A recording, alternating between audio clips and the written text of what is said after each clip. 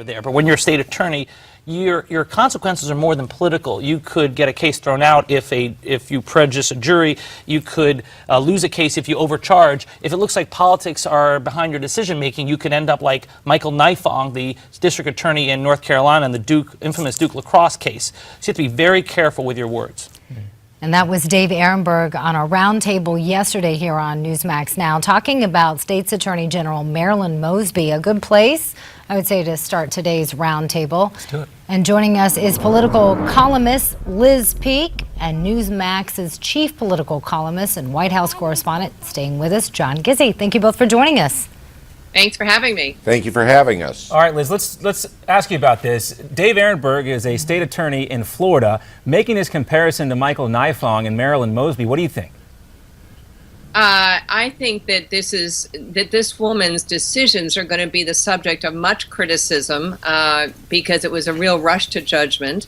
And, you know, unfortunately, it further taints what should be a straightforward investigation and litigation, if there is such a thing, or prosecution, if necessary, of a very delicate case. I mean, I think Alan Dershowitz really was kind of on the mark when he said that this was a rush to judgment. It was really more poll-driven than fact-driven. You know, I think we have to wait and see. Well, John, I want to get your take on this from a Washington perspective. Has Ms. Mosby done the new Attorney General, Loretta Lynch, a disfavor by charging, we know that they are going to work together. We hear the mayor asking for help from the Justice Department, but it seems as though because there is a real political element to those charges in the speech there, that it might be difficult for Loretta Lynch to come in as her first kind of official task here as Attorney General. Right. I think it very much will. And remember, Loretta Lynch had a protracted debate on her nomination, more than 40 votes cast against her, about the same that were cast against George Bush's first two attorneys general, Ashcroft and Gonzalez. So I think she's going to be careful where she treads. Now, that said, let me say about State's Attorney Mosby. She is someone who, unlike Michael Nifong in North Carolina, was not appointed to a position and trying to secure another term. She was elected to that position last year, defeating a venerable incumbent who outspent her by a margin of 3-1. She is the wife of a prominent city councilman in Baltimore. So at this point, her political standing and her political clout is very solid in Baltimore. John and Liz, recently a Baltimore police lieutenant was describing some of the struggles with the police department. I want you to listen. I want to get your reaction to what he had to say. Sure. Now you have officers who have come to me and said, hey, listen, I'm afraid of doing my job now. We just had an officer last week who was attacked by three people. So when I asked the officer, hey, could you have used deadly force? He said, Lieutenant, yes, I could have used deadly force, but I was afraid of what this agency and what the state's attorney may do to me. Liz, is that a legitimate concern? I think it absolutely is. I mean, we have the same thing going on in New York City where the cops they're in a very difficult position, right? Because they're meant to maintain law and order. They're meant to do their jobs. But one wrong step, and a wrong step can be defending themselves or trying to quell some sort of violent outburst in some way that involves possibly doing harm to the perpetrator. They really face all this litigation and all kinds of backlash. I mean, I think this is a serious topic, and it really needs to be dealt with. The topic being the relationship between the cops and the community and how we allow the cops to do their job. And unfortunately, these things always go like a pendulum from one extreme to another.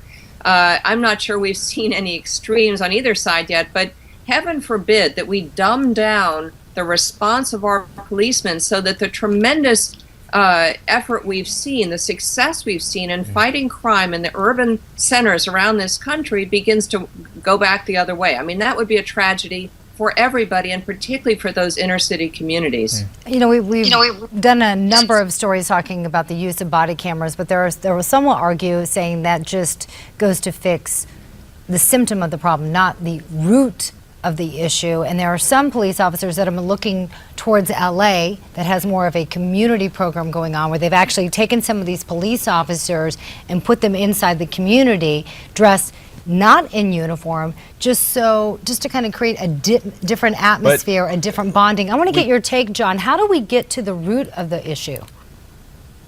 First of all, Los Angeles has had community policing going back to the late 1960s, when Police Chief Ed Davis instituted the program, got police out of the squad cars and walking the proverbial beat, and it brought the crime rate down. The statistics prove that, and it's been a model for the rest of the country. And we want to talk more about that. On the other hand, I would say that the idea of body cameras and other things, most cops that have spoke about it said they don't mind it. In fact, many would like it because it would give them evidence. And I'm going to let you talk more about that in just a moment. We're going to ask you guys to stick around. We'll be right back. You're watching.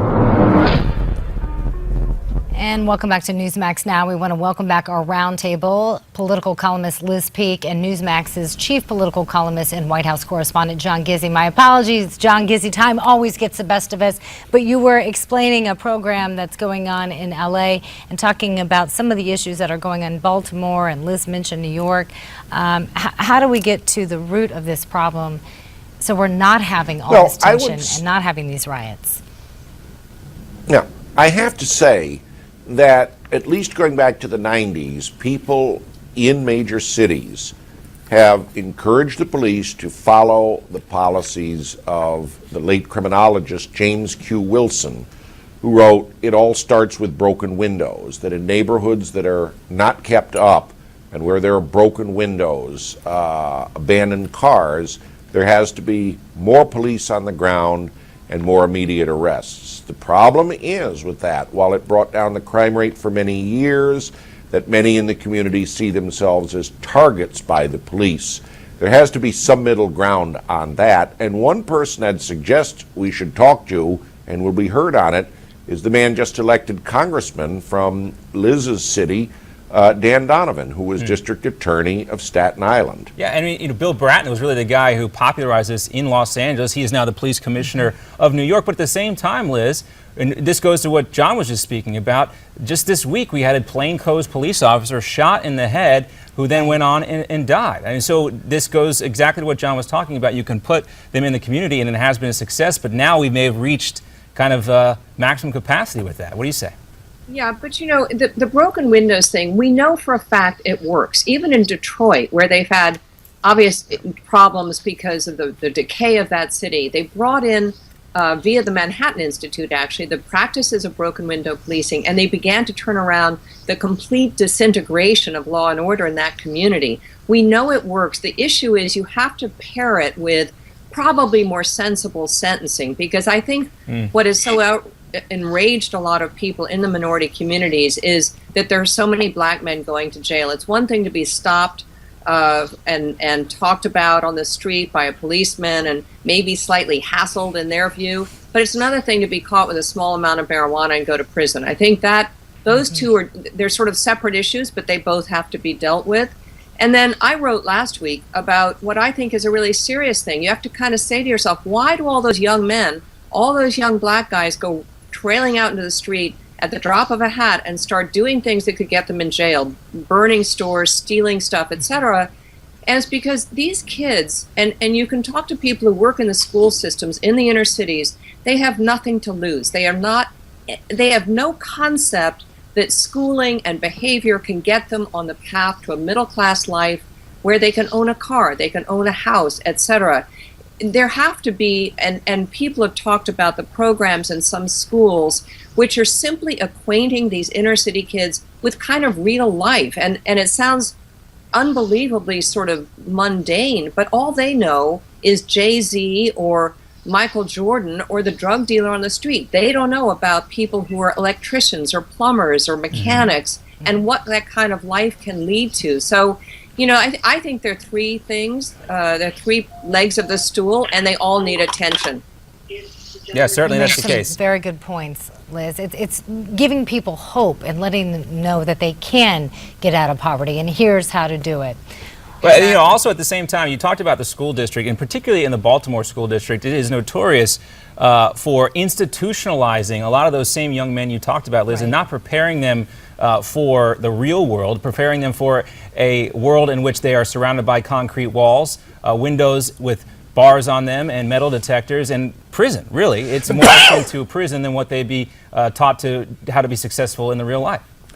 Well, and the educators are beginning to kind of backtrack on thinking that so-called vocational training, getting kids the skills and training they need to hold down a job, is somehow discriminatory, or that somehow it's sort of two-tracked student populations. That's an issue that has to be addressed. But even Carmen Farina, who is I'm not a particular fan of hers. She's the chancellor of New York City schools right now. She has talked positively about bringing back the kinds of vocational training, again, that allow these kids to imagine a real life, a life in the community. Because as she says, if they can't support themselves, they end up on welfare or in prison. And that is a stark reality, but that is the truth. And that is why we hear Rand Paul, Cory Booker, and Hillary Clinton recently talking about prison reform. Guys, we got off on a little bit of a tangent there talking about Baltimore, but we do have some other stuff to discuss with you. If you have time to please stick around with us. We do want to talk about some new polling information that's out there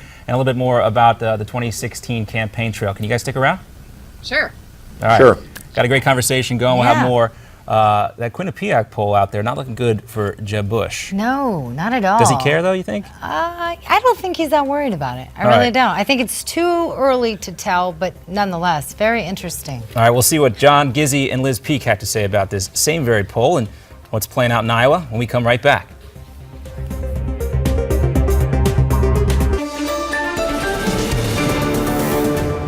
All right, we welcome you back for an unprecedented third segment of our roundtable discussion. That's right. We were really having a good discussion there about Baltimore with Liz Peek and John Gizzi, and we want to bring them back in because we do want to talk about Iowa in 2016. And John, Jeb Bush now at the very bottom of the pack, well, except for Carly Fiorina and a new Quinnipiac poll. Do you think Jeb Bush is concerned about these poll numbers, or is he already looking ahead to New Hampshire and beyond?